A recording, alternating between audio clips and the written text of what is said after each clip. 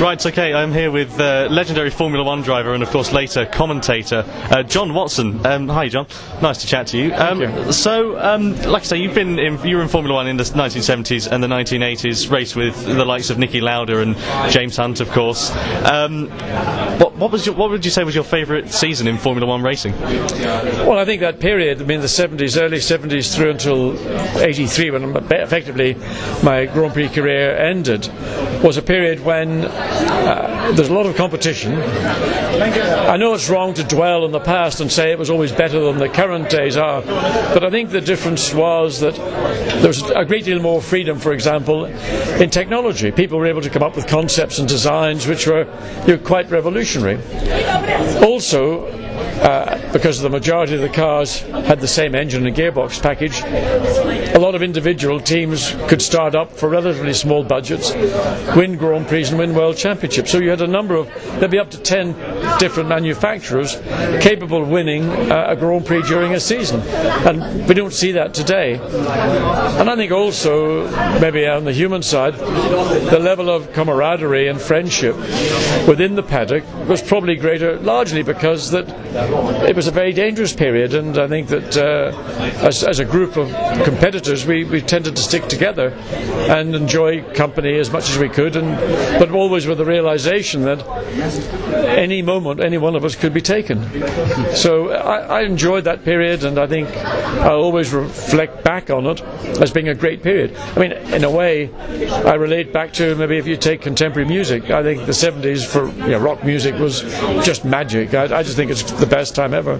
No, I'm inclined to agree with you, especially on that. Yep. So do you think it's a bit of a shame then that with all these safety regulations, rules and regulations and things being banned, such as the friction suspension system, when you think that they could be developed on and work to be sort of to the, in quotes, good of the sport? Do you think it's a bit of a shame that they're sort of imposing all these regulations? Well, I think a lot of it is due to cause and effect, because the human being is a very creative, clever entity, and what has happened through the 70s, we got ground effect coming in with Lotus, then we had turbocharging from Renault, then we had development of the ground effect, and then we got turbocharging from all the other manufacturers. And I mean, the ability of the human being to evolve racing cars to be quicker and quicker and quicker season upon season eventually had to be brought to some degree of control. And what has now happened is that it has stifled so much the creativity of individuals that to an effect that Adrian Newey, the designer of the Red Bull Formula One cars over many seasons now, and the most winning car over the last 5 seasons, has felt that there's nothing left that he can creatively come up with, because the regulations are now so narrow and so unified that there is no space. And even his last innovation, which was fundamentally around the double diffuser, the exhaust-driven double diffuser, that's now been banned as well.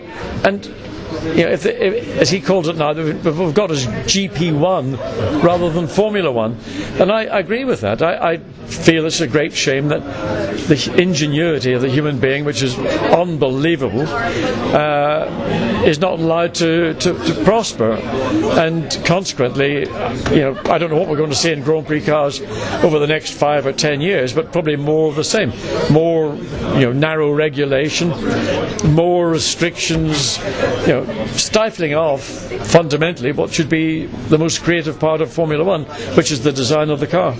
Sure. And of course we've seen all these technical regulations, the new engines coming in, and of course a lot less downforce and aerodynamics, and that's having a lot of an effect, rather a large effect on the results, and of course the tyres and so on. So what has been your thoughts on the Formula One racing in 2014? I think on balance the racing has actually been surprisingly very, very good. Hold on a second. Natalie, darling, just say goodbye. Bye, darling. Have a lovely time next time. It'll be a little bit bigger. I think the racing has been fundamentally very good. Probably surprisingly, and probably more surprisingly, is the basic reliability, which is indicative of how the quality of engineering, which is the very positive aspect of what has gone on in the last 30 years. Reliability 30 years ago was very poor by today's standards. Today it's rare to see people retiring for purely mechanical reasons. I mean, there are 1 or 2 or 3, but but ordinarily the quality of engineering is so high, it's unbelievable that you can get a Grand Prix car to do what it's doing. With engines that are going to last for 4 or 5 races as it is now, gearboxes, whatever, 6. So that end of it has become remarkable. And on balance, it's a good year. I mean, in a way, as much as we may, speaking jingoistically, be disappointed that Lewis isn't doing better in the championship, but I don't want to see another situation where we had Red Bull dominating with one driver dominating. We've got 2 drivers effectively dominating, and the opportunity for maybe a third to sneak in there and maybe not win the championship, but certainly take second place in the championship. Sure. Okay. Well, John, thank you ever so much for taking the time to chat to us. It's been a great pleasure. Thank you. Thank you.